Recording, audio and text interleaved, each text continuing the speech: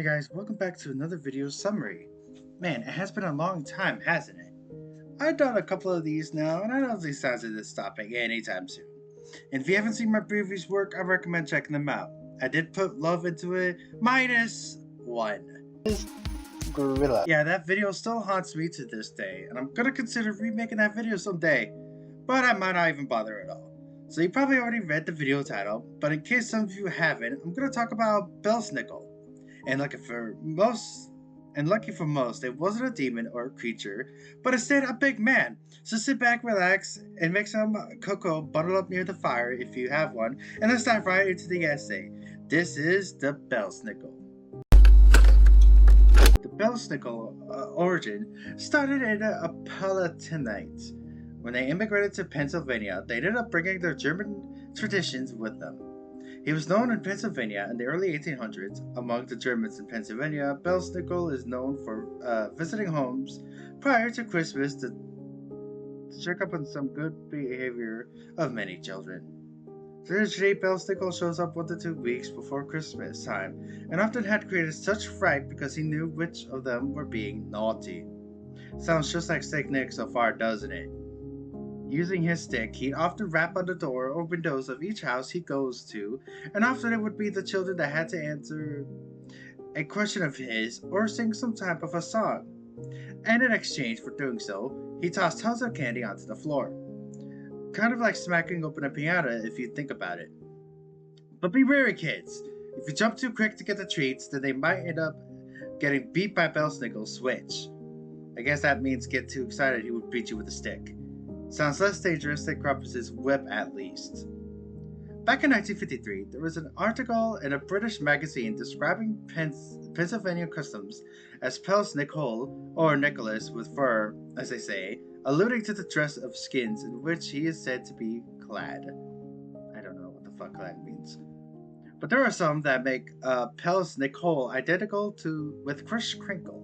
But the more general option is that there are two personages, one the rewarder of the good, the other the punisher of the bad.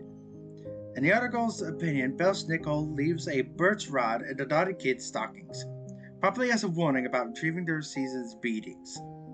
However, there are two versions of Belsnickel, the rural and the urban, and they are both described in the book called Christmas in Pennsylvania, a folklore cultural I meant to say folk cultural study. This is what happens if you try and read too fast, people. By author L. Shoemaker and Don Yoder. But sadly, around the end of the 19th century, it started to have a decline, and probably was gonna vanish. Except it had a revival! Holy shit. So luckily, that tradition didn't get erased completely. Fun fact, the tradition was also brought to Indiana by none other than the Palatinate.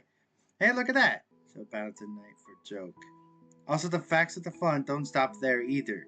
In The Office, the episode was called Dwight Christmas. Dwight dresses up as the Belsnickel in that episode, and in 2020, Netflix show Hell as a Joke featured Belsnickel in the Christmas Chronicles as the film's main antagonist. I've never seen this film, nor do I plan to spoil the plot. I'm here for Belsnickel, not for a movie review. Probably should have started with this appearance before I wrote about the Belsnickel, but fuck it, I'm already here, so let's explain his appearance. He is a man that wears fur. He's typically quite ragged and disheveled. He also wears torn, tattered, and dirty clothes, and he carries a switch in his hand with which to beat naughty children, but also pockets full of cakes, candies, and nuts for good children. I'm kind of curious how he puts the cakes in there. I can't lie, it makes me feel bad for this man. It doesn't sound like he has much proper clothing, but I guess he goes with the term don't judge a book by its cover. Even if he does look like a poor person.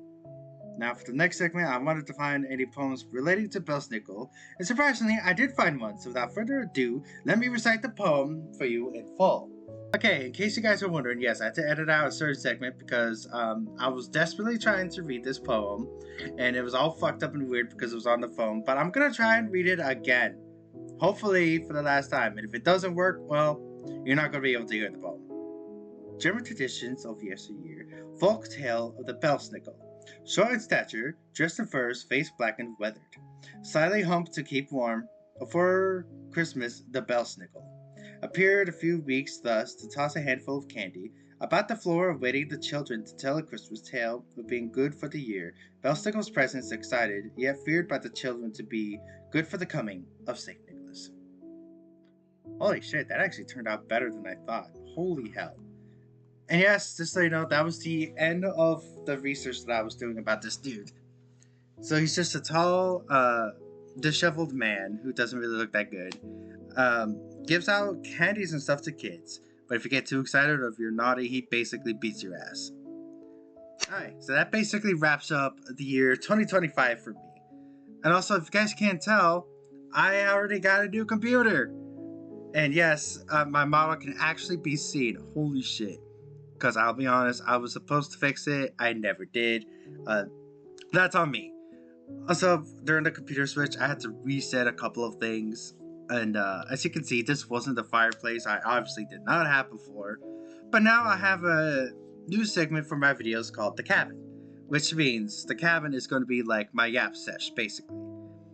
So until I think of a better name, there's going to be videos labeled The Cabin down the road for me to yap about stuff. And I really do hope that you guys do have a nice Christmas. Because I am definitely going to be enjoying mine. So for the last time this year, I'm Anaconda. Don't forget to like and subscribe. And stay safe out there.